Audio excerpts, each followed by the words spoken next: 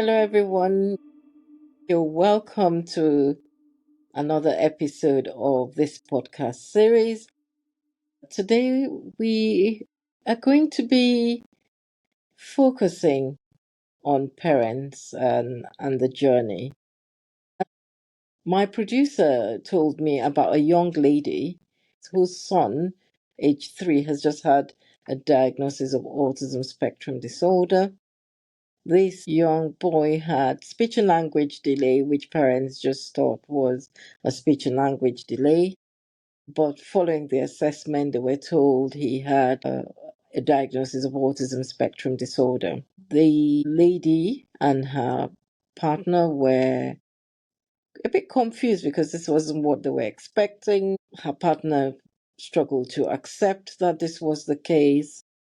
They a bit overwhelmed with all the information they've been receiving, both from professionals or from people within their circle of friends or families. And so it's left them in an emotional roller coaster. And this story is quite common. It's something I come across regularly in my day to day work as a neurodevelopmental pediatrician. And I just felt that it was important to revisit this and just go through with, on this podcast, what this journey can sometimes look like, what can help parents, and just helping them to unpick the concerns or questions that they would like to ask. So I'm Dr. Inyang Takon. I have been practicing as a neurodevelopmental pediatrician for over 20 years. But I started hosting Early Intervention Matters podcast series about almost 5 years ago. This was something I started because in my work I see parents going through different phases, and I felt that it was important to break down information and help parents understand what neurodiversity means, why people think children that present with several symptoms might be neurodiverse, and to help them navigate the process, and also to help them with understanding what kind of strategies can help, and just answer some of those questions they really want to ask or don't know how to ask. So this episode is dedicated to parents. Like I've said, I assess children with various forms of neurodevelopmental disorders, and autism is one of them. I've used the example of the young lady whose son was diagnosed with autism. And before I go on, the terminologies I feel that we need to explain a bit better. So, neurodiversity is a terminology that many of us would have been hearing in the last couple of years, and is a terminology that sometimes parents don't understand what that means, and I think it's important to explain that. So when we talk about neurodiversity or somebody being neurotypical, it all stems in the way our brains work. So the brain is a quite complex organ, but it is that organ that has it's almost like a very complex computer box that has lots of wirings, but those wirings actually program a lot of the things that we do, programs how we think, programs how we behave, and sometimes these behaviors can be a bit different from what is the usual expectation. So when we talk about neurotypical people, we're talking about when people's behaviors and the way they process things kind of align with what we're familiar with typical development. So we know through the process of development when a child is supposed to talk, walk, what kind of behavior is suitable for different ages, what kind of behaviors do not seem right at different ages, and things. This includes the type of the way the child plays, the way the child reacts to their peers and reacts to other adults. There are things that in society we've become used to what the pattern should be. So if a parent doesn't feel that their child is speaking at a particular time, they start getting worried. If they feel that their child is speaking, but the speech is not the way it should be, it's different. Parents feel report that. And so when we talk of children or individuals who are neurodivergent, they process information in a different way from what is expected as the typical pattern of development. Their brains function differently. We're not saying that their brains function incorrectly. It's not incorrect. It's just functioning in a different way compared to the usual patterns of what we expect with normal development. And that's just understanding it in broad terms. So it's a different way in which the developing child's brain, who that child then becomes an adult, processes information, is the way they speak. That's a bit different from what people usually expect in normal development. The way they relate to people, that is different from the way people relate to people in normal development. The way they think and see the world around them. And we don't, like I said again, it's not it's not incorrect. It's not wrong. It's not something that's abnormal. It's just a different way in which the child is seeing the world. And that's why we refer to it as differences. So if we think back then and looking at neurodivergent children, are children whose brains are just working in a different way, then we see our roles as parents is understanding how that child's brain is working so that we can communicate with them and we can relate to them and we can help other people understand them, because we are not aiming to correct their brain, we're not aiming to cure them, we're just trying to understand how their brain processes information and helping other people at home, at school, to understand how they process information. So we can see why when people out there don't understand the process of neurodiversity, people can see people whose brains work differently as being something wrong with them. And sometimes people can incorrectly think that they just need to cure them, which is wrong. And so that's why I felt that it's important to stress that point. Now, when we look at the different behavioral patterns of neurodiversity, we see that it spreads across different spectrum and different patterns. So there are patterns that have been recognized that fit different categories. So, for example, there are patterns where the brain works in a different way, where the child is hyperactive, inattentive, or sometimes impulsive, doing things without thinking about it. And when we recognize that pattern, we call that kind of pattern ADHD. In another situation, the pattern might be such that the child may or may not have speech and language delay. The child might be in their own world. The child may not readily talk to people or be comfortable with communicating with people the way other children would do. Or the child may have their preferences of things that they like doing. That pattern is seen in conditions like autism spectrum disorder. So there are other forms of neurodiversity, but I've just mentioned two. And so when especially for families where they have more than one, where have two or more children, sometimes parents are used to the typical pattern of development. So when you see or have another child whose development is quite different from the other children that you've had, parents get concerned, they get worried. If you've got a child who behaves differently when you're outdoors and struggles to be in your usual functioning, if you go to gatherings and the child is uncomfortable or anxious, parents get worried. And so these differences usually result in parents seeking an assessment. So I know I'm talking to parents at different parts of the journey.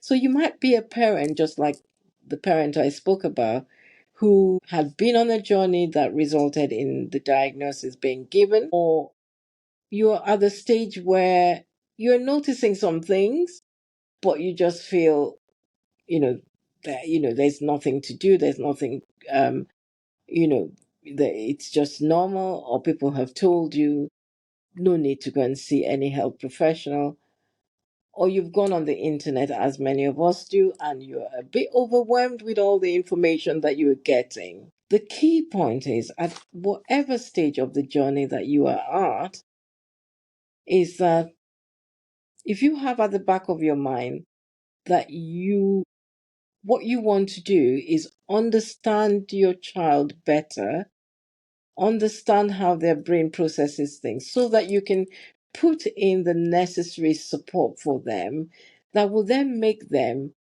find it easier to adjust into the day-to-day life that they have to encounter, being outdoors, being at school, going on transport, being in the shops. Because without those adjustments being in place, then they're going to struggle to fit into what has been designed for people whose brains function in the expected typical way. So if I bring this down to the fact that, for example, if you're somebody that has impaired vision, such as I do, and I need my glasses to function, there's no way I'll be able to get into my car and drive if I don't have my glasses. Because what will happen? I will crash the car. I'll probably fall in front of my house before I get into my car. I will crash the car. If I get into the shops without my glasses, I won't even be able to see the details of what I need. I will pick up the wrong things. And therefore, for me to be able to function and be happy going into the different settings, I do need my glasses. I do need that to be able to be like everybody else who is walking around not using glasses. I do need my glasses. And so that's just a nutshell of what it looks like for children who are neurodiverse. They need certain adjustments to be able to function in that world where children who are neurotypical are functioning. But the only way that you can get them into that space is for people to recognize and assess what the differences are. So, for example, if I didn't go to the optician and get my eyes tested and them to give me the right prescription, then I wouldn't know how impaired I was. I can't just go to the store and pick up any glasses.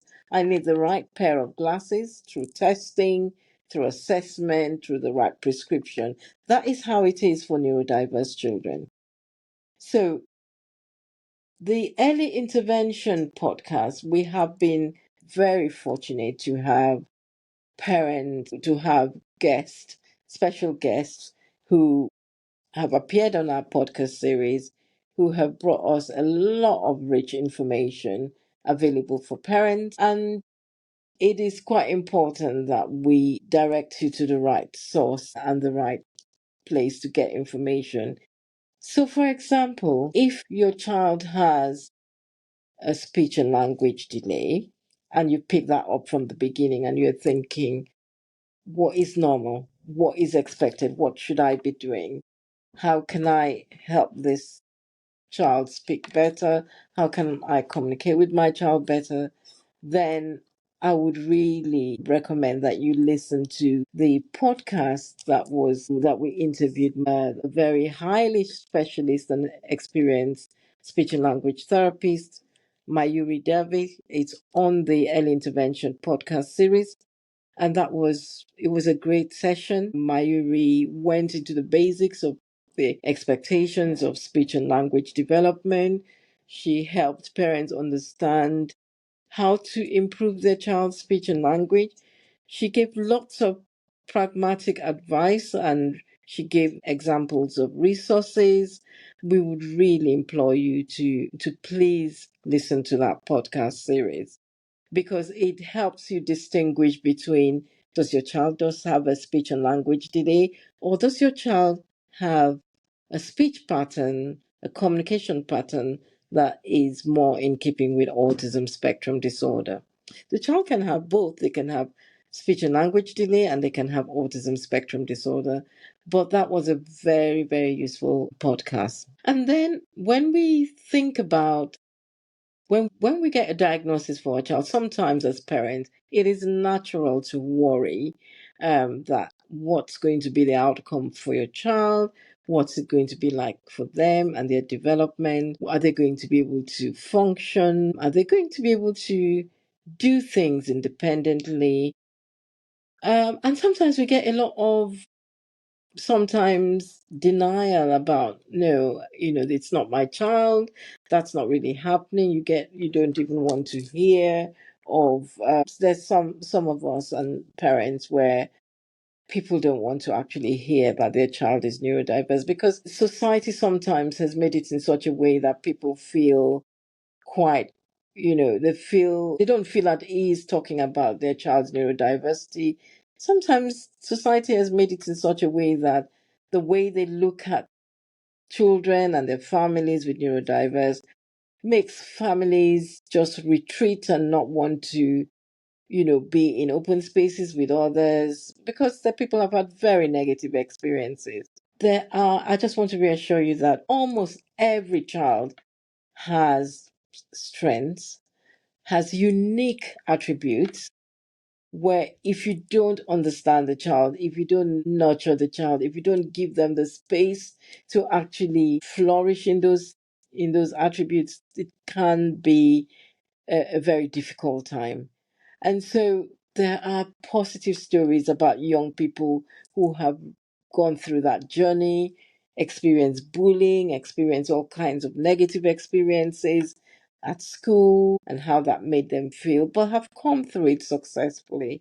So I would again want to signpost you to listen to Jesse's story. Jesse is a young man with ADHD whom I've known for several years. And it was such an amazing interview with Jesse talking about his story and talking about how his diagnosis of ADHD became one of his great strengths and how he's successful in what he's doing.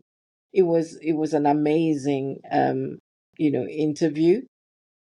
Jesse gave us a lot of practical tips, which I would advise all parents to listen to.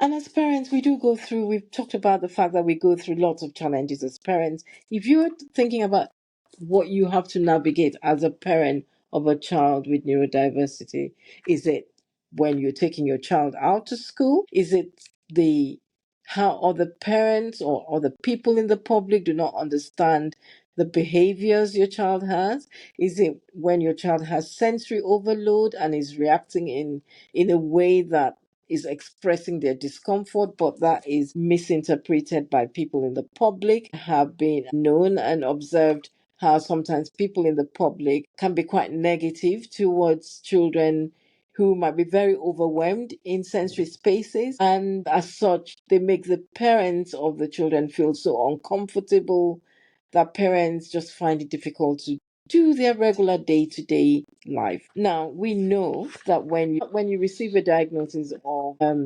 neurodiversity, that your child, when you receive that diagnosis of neurodiversity, that your child your life changes. Your life will change because obviously you now have a young person, a young child that you would have to be doing more for because they need your help to navigate the world. So your independence, where you could go away and do so many things independently, may change. And it's adapting to that change can be difficult. Your priorities will change. You will need to just think through again what's important, what takes your top priority. Sometimes parents have had to change their work pattern. I've known parents who have put a hold on their work because of the challenges that brings. So we do kind of implore parents to have an open mind about what a diagnosis of neurodiversity brings. And in the podcast series, we were very fortunate to have two amazing parents. And I would really recommend that if you're a parent on this journey, please listen to the interviews. So, an interview with Isabella talked about her journey as a parent navigating the diagnosis of neurodiversity in her children. And she talks about the highs and the lows and the challenges and trying to navigate everything from school to outside school. It is a very informative podcast series, and I would really advise that parents should listen to this because Isegboa gives real life practical experiences of what it means to be a parent of a neurodiverse child, and it's quite honest, it's quite open, and she talks about, one key thing that she stressed there is loving your child, accepting your child, and not putting rigid timelines on when you expect them to achieve certain milestones. As a parent, you are your child's greatest champion, your child's greatest advocate, because we're now in a situation where I know globally sometimes it's quite difficult to get a diagnosis, or the resources that should be available for your child after a diagnosis is very minimal or not available. And so you become that number one advocate for your child. And our interview with Folu, a mother of a young man with neurodiversity, was another impressive interview. I would really advise that you listen to that. Folu talked about the onset, talked about how she fought for her child from the beginning, how she advocated through different spheres, and including her child being able to attend a school that there wasn't any hope of her child getting that placement. I must say, listening to Folu and interviewing Folu as a guest was one of the most inspirational chats I've ever had with a parent of a child with neurodiversity. I learned a lot as a clinician, and the information that Folu shared was so useful, and it's something that I feel would be very useful for parents, particularly if you're at the beginning of this journey, just seeing what lies out there for parents of children with neurodiversity. But Folu brought a lot of hope. Through Folu's child being diagnosed with autism spectrum disorder, Folu became an advocate for others as well. She acquired a lot of skills and she was able to be a support person for others. She also expanded the things that she was doing. She found new skills that she never knew she had. And she also advanced in her career as well.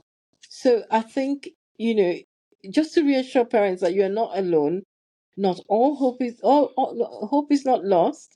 It's just about reframing your mind, and reframing how you see, this new phase of your life and how you navigate that through with your young person, with family members, and how you can be of a great support to your young person. So I would really implore that, parents go and listen to that in those interviews by Iseboa and by Folu because they are very informative interviews. And so as parents, I just want to reassure you that we understand that this is a new phase that you have to embrace, but which comes with a lot of challenge because not everybody you come across will understand what you're going through. Not everybody you come across will know what you're going through. So it's a new phase that you are going to have to navigate. But there are resources, there are people out there who have been through this journey, and you can also learn from what they've been through. And I just want to address families here where sometimes how do you work when with other family members, and might be your partner, it might be other family members um, who do not understand what or where there's disagreement with whether the young person's outcome. I think again, just listening to those series would help you. Particularly Folu's podcast highlights the different position that she and her husband both had when the diagnosis was first received and how they navigated through that process. Saying all this, there is great joy and fulfillment in being a parent of a neurodiverse child. Children who are neurodiverse teach you a lot of things about life. We are so sometimes accustomed to the rigid approach of this is what they say, this is what we expect. But neurodiverse children bring a different perspective to life. They have they have gifts, they have ways in which they see the world, which we never saw the world that way. They enrich our lives. They are, they bring so much joy in the things they do that we can miss that moment if we're focusing on the fact that we feel they're different and they need a lot of support. We want our parents to have an open mind to, like we said, love your child and appreciate them. And in doing so, you begin to see those things that bring you great joy with your child. I, as a pediatrician, I love the children I see with neurodiversity because it's sometimes the way they phrase things. It's something they've said that I would never have thought about in a million years. It's the way that they have, they've spoken openly about things that just challenges me as a pediatrician, despite my years of experience. I continue to learn from them. Many of them are so gifted and talented. I once was amazed how a young lady I saw once in the clinic who had difficulties being at school, attending school. She was neurodiverse, she had a lot of anxiety, and she just struggled with being at school.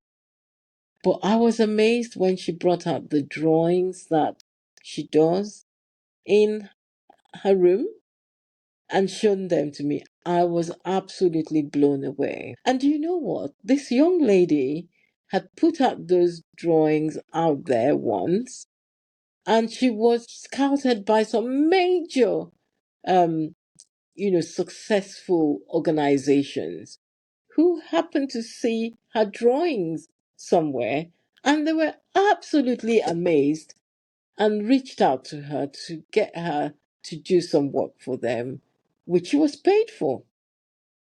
Now, that is somebody who has so much talent. Yes, she struggles to be in the usual environment for learning, but that didn't mean that she didn't have those exceptional gifts. And somebody out there, not within the region that she was in, recognized that talent. And she then felt fulfilled that somebody was recognizing things that she was doing, and she became even more keen to do those things. That's neurodiversity. And if we do not nurture, we do not provide that platform, we do not work with our children and understand them, we would not discover those gifts.